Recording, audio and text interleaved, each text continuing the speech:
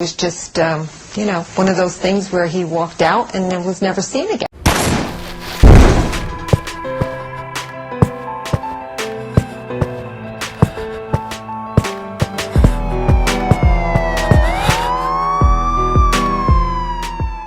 Salah satu kes pembunuhan bersiri yang masih tidak diketahui siapa dalang di sebalik berpuluh pembunuhan yang mempunyai cara yang lebih kurang sama.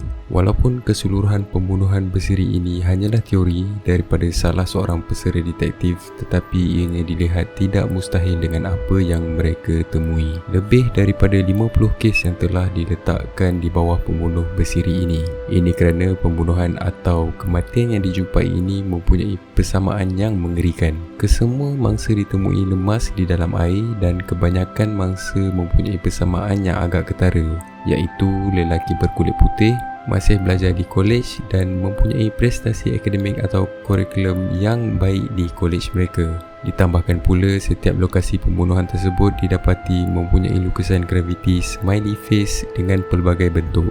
Dan kerana itu, teori pembunuhan bersiri ini dinamakan smiley face killer. Bukan itu sahaja, kes-kes yang dilaporkan berkaitan dengan pembunuhan bersiri ini juga dilakukan bukan di satu tempat tapi di lebih 25 bandar di Amerika Syarikat. Dengan begitu banyak kes yang berkaitan dengan pembunuh bersiri ini, aku akan pecahkan kepada dua kes. Kes pertama dan kes paling terawal adalah Patrick McNeil.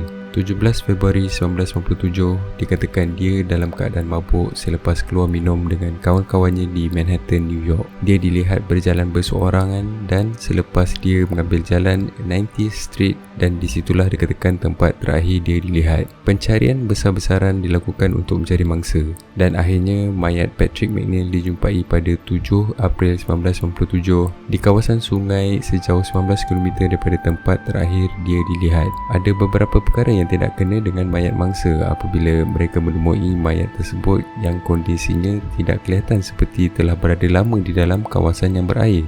Dan di pangkal peha mangsa terdapat telur lalat yang dikatakan mustahil untuk lalat bertelur dalam suhu mayat mangsa yang sejuk. Kes yang terakhir dan terbaru adalah Dakota James, mangsa yang dikatakan kali terakhir bersama dengan kawan-kawannya pada 25 Januari 2017. Mereka keluar minum di Liberty Avenue dan ketika mereka semua beransur pulang, Dakota James balik ke rumah berseorangan dan hanya selepas 40 hari, mayat Dakota James ditemui di sungai hampir 16 km daripada tempat terakhir dia dilihat. Polis melaporkan kejadian ini sebagai kemalangan yang tidak sengaja. Walaupun begitu, kawan kepada Dakota pernah mengatakan bahawa 5 minggu sebelum kejadian malang itu berlaku, dia ada menjemput Dakota yang dalam keadaan yang tidak sedarkan diri dan tidak menyedari apa yang telah berlaku kepada dirinya. Ada kemungkinan ada individu yang telah memberikan dia ubat yang terlarang untuk dia lupa kelibat dirinya pada ketika itu. Dan kedua-dua kes ini dan lebih 50 kes yang lain terdapat graviti lukisan smiley face di kawasan berhampiran mangsa. Jadi, kita tengok teori-teori yang diperkatakan oleh orang ramai tentang kes ini. Teori pertama, kematian yang tidak disengajakan. Dengan lebih 50 kes yang dilaporkan berkaitan dengan lelaki berkulit putih, lemas, tiada yang dapat dipastikan daripada pihak berkuasa tentang apa sebenarnya yang berlaku. Ini kerana tiada bukti yang kukuh dan tiada saksi yang dapat mengesahkan teori-teori yang diperkatakan. Walaupun boleh dikatakan kesemua mangsa mempunyai banyak persamaan, tetapi ianya juga boleh dilihat sebagai secara kebetulan. Untuk graviti smiley face pula, ianya graviti yang biasa dilukis oleh pelukis maupun orang biasa.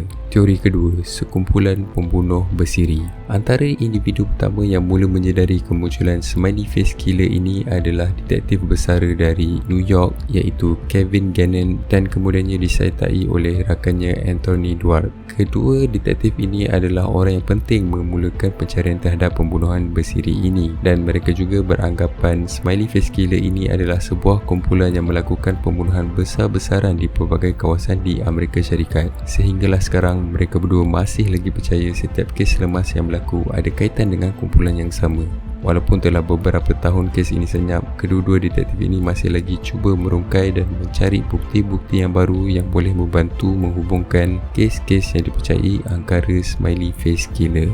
Okey, macam biasa untuk series ni aku akan ada satu section ni yang aku akan bagi pendapat aku tentang kes-kes dalam series ni. Okay, aku rasa kes ni mungkin ada yang tak sengaja dan ada juga memang ada perbuatan daripada orang lain. The amount of cases yang ada this kind of similarity macam terlalu overstretch. Kalau 4-5 kes tu pun dah buat orang suspicious, ini kan lebih 50 kes. So aku sure yang memang ada kumpulan yang buat pembunuhan ni. Untuk Gravity, the smiley face tu pula, aku rasa lukisan tu banyak je merata tempat. Dekat Malaysia ni pun ada kan. It is normal. Aku rasa ianya lebih kepada tak sengaja daripada disengajakan. Sebab kebanyakan Gravity smiley face tu pun macam tak konsisten dengan Gravity smiley face yang lain. Kadang-kadang diorang guna spray warna lain, kadang-kadang lukisan pun agak lain. So aku rasa lebih kepada tidak sengaja. Tapi macam biasa, apa pendapat korang? Adakah betul wujud kumpulan yang membunuh dengan nama The Smiley Face Killer ni? Korang boleh komen pendapat korang dekat ruang komen dekat bawah. Again, thank you so much for watching this. Jangan lupa like, share, komen dan subscribe channel ni. And see you in the next episode.